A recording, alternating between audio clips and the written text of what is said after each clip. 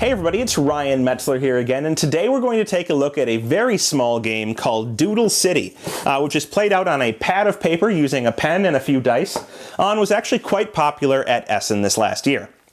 The game basically has you rolling dice, selecting those dice, and then drawing out on a board in a very quick game in order to try and score the most points by being the most efficient. So real quick, why don't we take a look at what you get inside of this box? We'll see how the game plays, and we'll come back here at the end and get my opinions on Doodle City.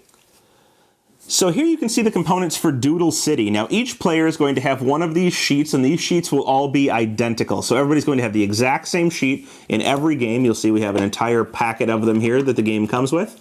And then the rest of the components are going to be some dice. You're going to have one blue die, and then you're going to have up to possibly 7 dice here, depending on the number of players. It will be one more than the number of players. So let's say we're playing a 3-player game, we would have 4 white dice. Now, above and beyond that, you're going to actually need something extra. Each player is going to need a writing utensil. If you don't have a writing utensil, you can't play the game, and the box comes with no writing utensils. So a little bit of a faux pas there in my opinion, but that's okay. People have pens or pencils, no big deal. So in order to prepare for this game, you're actually going to set the board up, and you'll have a slightly different setup each time. The way you're going to do this is that the first player is going to roll this blue die once for each of these 5 columns here. So we're going to roll this blue die. We'll see we come up with 1 for the first column. Now, in this square here, we actually see there are 3 roads. One that's labeled 1, 2, one that's labeled 3, 4, and one that's labeled 5, 6. We are each on our board going to cross out the 1, 2 road in order to show that that is the road built in that square. And we would do the same thing for the rest of the board. So the next column is going to be 4. 3, 4 is this road right here. So we're going to cross this one out.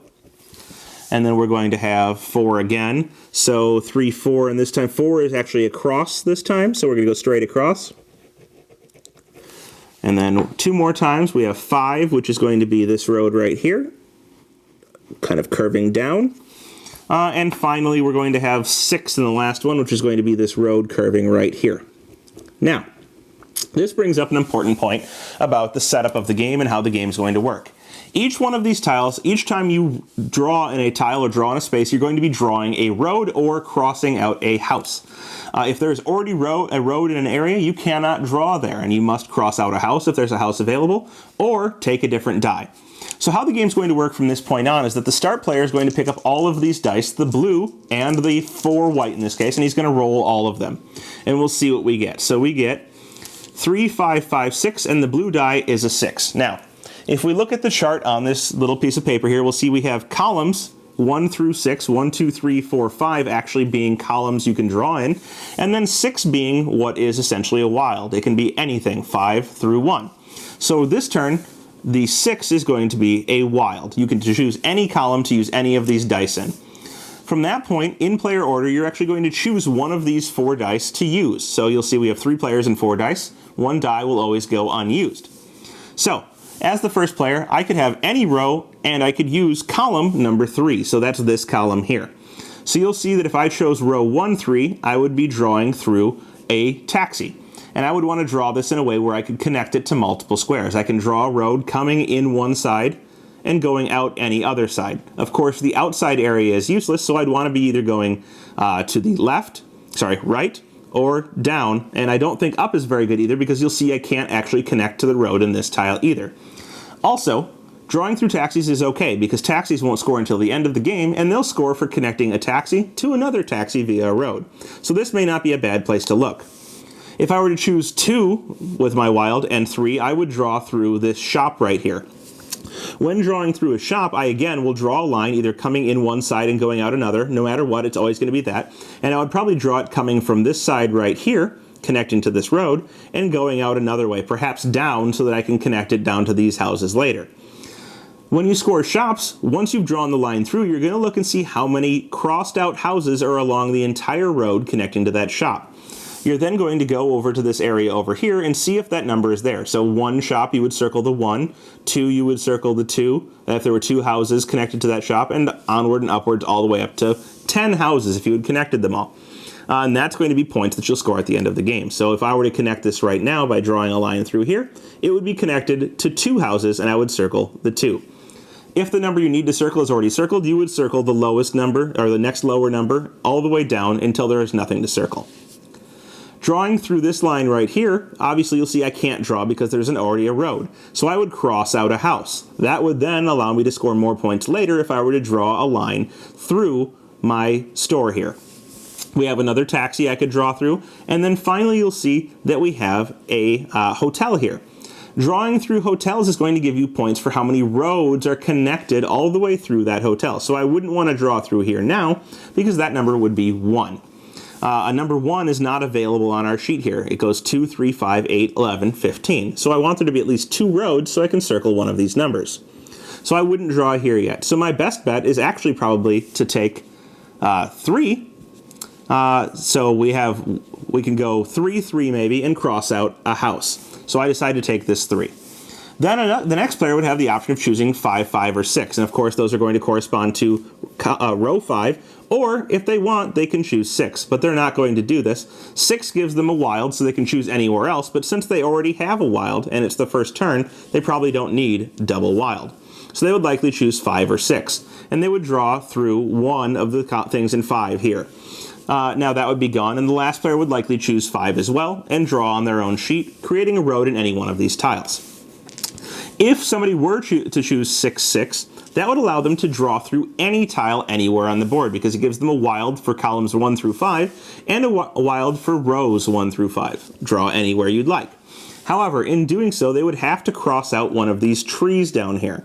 And crossing these trees out can theoretically lead to negative points, and can be an endgame trigger. If all of your trees get knocked out, you're going to end the game. And you'll also have the most trees crossed out, which will be worth negative 4 points. And whoever has the least trees crossed out will gain 4 points. So you're going to keep on in this manner, rolling the dice, selecting a die, and crossing a road through whatever tile you happen to choose. Now, if you're ever unable to choose a die because all of the tiles that you are able to select have already been drawn through and they're not areas where you can cross out houses, you must cross out a tree and you actually don't get a turn. So, you want to be very careful in how you select things and hope you don't have bad luck leading to not being able to choose. But there are 3 ways the game can end. Essentially, you'll keep rolling dice, selecting dice, and alternating first player around the table until one of 3 possible things happens. Either someone will score a hotel that has had 15 road pieces connected to it, and you'll see it has a little flag right here triggering the end of the game. Or someone will score a shop that has had 10 houses connected to it, and that will be a trigger for the end of the game. Another important thing to note about shops is that if you're the first person to get a shop with 3, 5, 7, or 10 houses connected to it, you'll get some bonus points. So being the first to do that is a good thing. Or someone will cross out their last tree and trigger the end of the game. When this happens, you're going to score all of the points for the circled values you have under hotels, all of the points you have for the circled values under shops, as well as the bonus points, and you're going to score 4 points for each taxi that's connected to at least one other taxi, plus 4 points if you have the least crossed out trees, and minus 4 points if you have the most crossed out trees, and whoever has the most points will be the winner. Well, there you have it. That is Doodle City. Now, there are more and more of this type of game where you're drawing on the player board in order to score points or to do something. And it's kind of a trend that I like. And this one, I think, is probably one of the smaller versions of that. Very, very simple, but for what it is, a very interesting game. It plays in a few minutes. I mean, it's probably 15 to 20 minutes, realistically, depending on how fast people select their dice, how many players you're playing with. But overall, it's select some dice, draw a line. And a lot of the times you won't have that many choices as to what die you want to select. So it's very, very basic, but it's fun. I don't know. I enjoy myself. That's really all I can say. There's not a whole lot to it. It's not a super, super strategic game, but there are definitely choices to be made, especially when you take other players' tableaus or other players' boards into consideration. You can actually look around with a smaller number of players and see what die you can take to mess with somebody else's choices and have them cross out a tree. So there's some element of strategy there. Of course, there's a lot of element of luck in the rolling, but overall it's a quick and fun game where you get to draw on something and you're done in a very short period of time. So if that sounds good to you, check it out. That's Doodle City.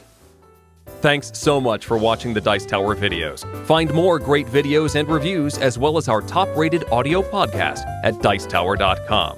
You can also find other great shows at Dicetowernetwork.com. I'm Eric Summerer, and you've been watching The Dice Tower.